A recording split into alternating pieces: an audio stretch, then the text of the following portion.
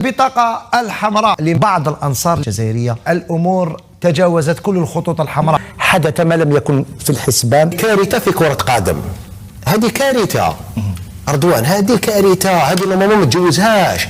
اللاعبين كانوا في حالة خطيرة. نعم. كانوا الأمن تاع اللاعبين كان في خطر بالطبع. دون أي حسيب أوراقي. بداية بهذه الصور. هل يعقل أن تتواصل مباراة في كرة القدم بعد الذي شاهدناه؟ كي ولات البالا والمارطو في الملعب، لا أدري ما الذي يحدث. اللي يزيد يكسر ولا يدخل للتيران سي طون داني دو بريزون. لازم اللي يسمع الشيفر هذاك يتزعزع كيما صارت مارغاريت تاتشر في الانجليز. وكي يجيبوك من الدار على 12 تاع اللي كيصدموا عليك ويجيبوك، ماشي تروح تشارع، ما تشارعش، تروح لهذاك البيرو سيرفيس سبيسيال هذاك ما يشارعكش. هذاك يا اخي قلنا لك بلي او قال الشخصيه الكبيره هذا قال كذا والقانون وكذا يرفد تجي بالنفحه حكم وكسر وبدا ضرب وكذا وبليسي ناس وكذا على تمابون. اللي غلط يخلص، اللي كسر كرسي دير هذه يا خويا تحمل مسؤوليتك. مسؤوليتك كمناصر يخرجوا 5 عباد، تحمل مسؤوليتك كوطن. صح نجود العنف. يخرجوا 10 عباد يوقفوا قدام البلديه ولا قدام مقر الفريق وتقولوا الانصار يطالبون برحيل الاداره، الانصار يطالبون برحيل المدرب. هم 5 عباد وهذاك الفريق تلقى عنده 100,000 مناصر. من خول لك يا مناصر باش تمثلني ولا تمثل اي شخص يناصر هذاك الفريق الفلاني؟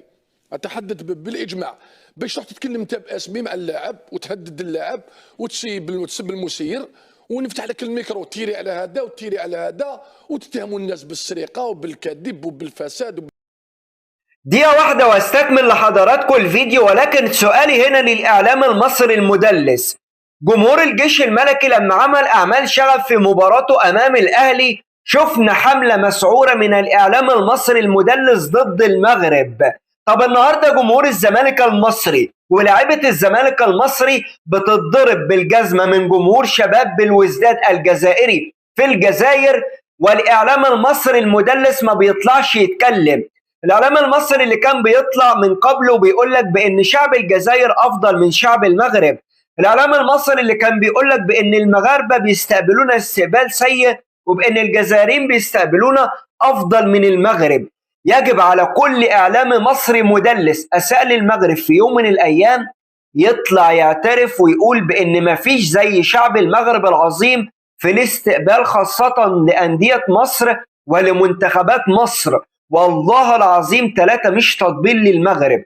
الاستقبال اللي انت هتشوفه في المغرب مش هتشوفه في أي مكان في العالم، لأن شعب المغرب ده شعب مؤدب وشعب محترم، مش زي كوكب لالا، مش زي زريبة الجزائر اللي لا يعرفوا أي حاجة عن الأدب والاحترام.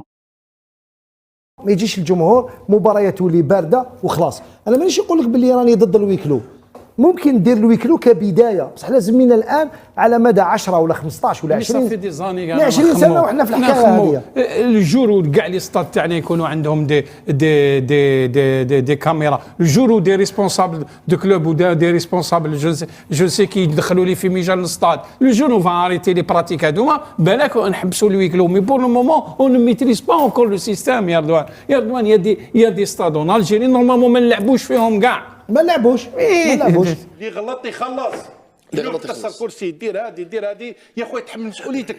تحمل مسؤوليتك كمناصر. يخرجوا 5 عباد، تحمل مسؤوليتك كوطن. نجود العنف. صح نجود العنف. يخرجوا 10 عباد يوقفوا قدام البلديه ولا قدام مقر الفريق وتقولوا الانصار يطالبون برحيل الاداره، الانصار يطالبون برحيل المدرب. هم 5 عباد وهذاك الفريق تلقى عنده 100,000 مناصر. يا مناصر باش تمثلني ولا تمثل اي شخص يناصر هذاك الفريق الفلاني. اتحدث بالاجماع باش تروح تتكلم انت باسمي مع اللاعب وتهدد اللاعب وتسب المسير ونفتح لك الميكرو تيري على هذا وتيري على هذا وتتهموا الناس بالسرقه وبالكذب وبالفساد وبالافتراء. اللي يزيد يكسر ولا يدخل للتيران سي طون داني دو بريزون. لازم اللي يسمع الشيفر هذاك يتزعزع كيما صارت مارغاريت تاتشر في الانجليز. وكي يجيبوك من الدار على 12 تاع اللي كيصدموا عليك ويجيبوك، ماشي تروح تشارع، ما تشارعش، تروح لهذاك البيرو سيرفيس سبيسيال هذاك ما يشارعكش. هذاك يا اخي قلنا لك بلي او قال الشخصيه الكبيره هذا قال كذا والقانون وكذا يرفد تجي بالنفحه حكم وكسر وبدا ضرب وكذا وبليسي الناس وكذا على تمابون. رانا في منعرج خطير وخطير جدا وهام جدا في تاريخ الجزائر. إذا كان لازم علينا نتوحدوا لازم الآن نتوحدوا من أجل مواجهة كل المخاطر الخارجية التي تحيط بالجزائر من كل حدب وصوب. الآن في الظرف هذا اللي لازم نتوحدوا رانا نشوفوا مثل هذه أبناء البلد الواحد. كي نفوزوا كاع مع بعض، كي نخسروا مع بعض. ما لازمش نروحوا لهذه المظاهر هذه اللي تفرقنا وما توحدش الجزائريين. ثانيا نولوا الاجتماع المرتقب بين رئيس الاتحادية الجزائرية لكرة القدم وزير الرياضة السيد وليد صادي مع رؤساء الأندية. نقول لك أنه حسب الأصداء ستكون هناك قرارات ربما كإجراء تحفظي منع تنقل الأنصار في الجولتين المقبلتين. خلاص موتسيبي راحت ما عنده كين كريديبيليتي يكذب عليك. البلدان اللي صحاح وين الرجاله ما دايرينلوش ماش حاسبينه كاع لي بريزون دو لاكاف يهضروا مع الاخرين الكوميتي اكزيكوتيف.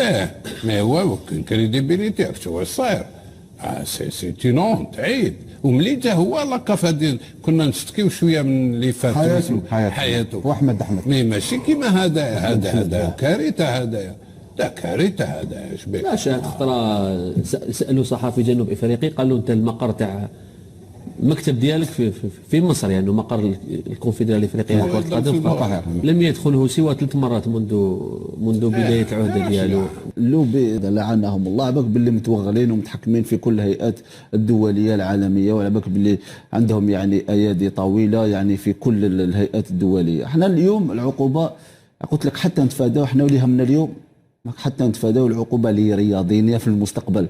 العاب اولمبيه بطولات دوليه يعني وحتى يعني كاس العالم يعني تقدر تحت منتخب وطني جزائري في كره القدم يعني يقدر يطيح في هذه الامور.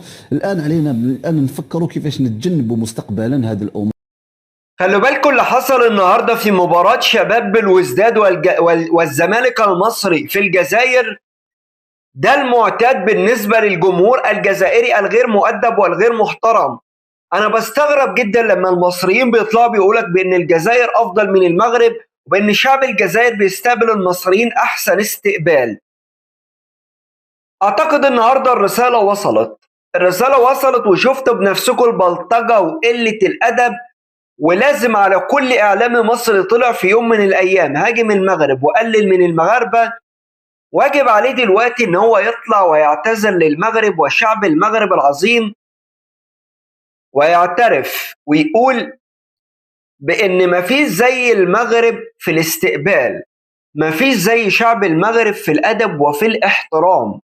النهاردة بعثة نادي الزمالك من أول يوم بتتعرض لمضايقات شديدة جدا في الجزائر. طول الوقت الجمهور المصري بيتهاجم في الجزائر. الزمالك النهاردة بيلعب وأثناء المباراة هتافات ضد الجمهور وإساءة لمصر وإساءة نادي الزمالك، ومع ذلك الإعلام المصري المدلس ما بيتكلمش. لكن لو حصل ده في المغرب لا مصر كلها تعمل ثورة. تشوف حملات مسعورة من الإعلام المصري المدلس. ده جمهور الجيش الملكي بعضا من الجمهور وليس كل الجمهور عمل أعمال شغب أمام الأهلي. شفنا حملات من الإعلام المصري، حملات مسعورة في الإعلام المصري وتقليل من المغرب وإساءة لشعب المغرب. النهاردة ما فيش واحد من الإعلام المصري طالع يتكلم ويقول بأن تم الاعتداء على لاعيبة الزمالك أو يقول بأن اللي حصل ده عيب. ضرب وبلطجة وقلة أدب من أول دقيقة لآخر دقيقة وكمان بعد المباراة، ومع ذلك الإعلام المصري مبسوط وسعيد مش هيتكلم. الموضوع ليه علاقة بالجزائر مش هنتكلم. ده ما هو الجزائر عاملين لكم إيه أنا مش فاهم. ده النهاردة الزمالك لما بيروح المغرب بيستقبلونا أحسن استقبال وأنا شاهد على الكلام ده. الأهلي المصري لما بيروح المغرب بيشوف استقبال مش بيشوفه في مصر. بيراميدز المصري نفس الكلام. عشان أعرفكم بس الفرق ما بين جمهور المغرب وما بين الجمهور الجزائري، منتخبنا الوطني المصري في بطولة كأس أفريقيا في المغرب، جمهور المغرب كان بيشجع منتخب مصر، جمهور المغرب كان بيدعم منتخب مصر، ومنتخب بلاده كان مشارك في البطولة. يعني المغرب أو المنتخب المصري لو كان فاز على السنغال كان هيواجه المغرب في النهائي، ولكن المغاربة ما التفتوش لحاجة زي دي أبدا. قال لك أشقاء أخوة، احنا بندعمكم بغض النظر عن مين اللي هيفوز بالبطولة. والله العظيم 3 شعب مؤدب ومحترم بطريقة لا تتخيلها. الشعب المغربي العظيم، ده مش مجاملة وده مش كلام كده وخلاص، لا، شعب المغرب مش هتشوف زيه في حفاوة الاستقبال. فور وصول بعثة أي نادي من مصر إلى الأراضي المغربية استقبال بالتمور وبالحليب وبالورود، وبتشوف وفد واثنين وثلاثة وعشرة من المغرب بيستقبلوك. لكن انت أول ما بتوصل الجزائر بتشوف واحد واقف لك كده في المطار بينتظرك، ولا في أي اهتمام تماما بالبعثة، مفيش أي اهتمام تماما، مفيش استقبال، مفيش فندق إقامة، مفيش تدريبات، ما تبقاش مستريح في التدريبات من الجمهور ومن البلطجة ومن قلة الأدب، ولا في حماية من الأمن طوال المباراة، ولا فور وصول بعثتك في كل مكان بتتحرك في أراضي الجزائرية بتتعرض لهجوم، تتعرض لتقليل، تتعرض لبلطجة وقلة أدب. فجماعة أنا ضد أي حد أصلا يعمل مقارنة ما بين المغرب وما بين الجزائر. النهاردة اعتداء وبلطجة وقلة أدب من الجمهور الجزائري، وهناك أخبار مؤكدة بوفاة مشجع أو لاعب من لاعيبة نادي الزمالك إثار الاشتباكات اللي حصلت بعد المباراة. أنت متخيل معايا الأمر وصل لحد فين؟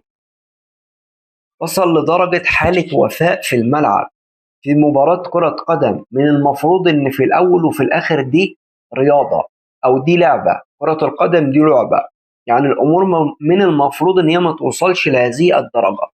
لكن أنا بكلمك على مين؟ للأسف أنا بكلمك عن شعب همجي غير مؤدب وغير محترم، وبزعل جدا من أي إعلام مصري لما الآب يطلع وبيقلل من المغرب، في المقابل بيمجد في الجزائر وبيقول إن الجزائر أفضل من المغرب. أنا بستاء جدا من هذا الأمر، لأن ده مش حقيقي، ده مش حقيقي أبدا. مع احترامي للجميع، ما فيش وجه للمقارنة، ما فيش وجه للمقارنة يا جماعة. أنت بتقارنوا ما بين شعب عظيم شعب المغرب وما بين يعني أنتوا عارفين طبعا كوكب لالا. ديما مغرب، أشوفكم في فيديو جديد.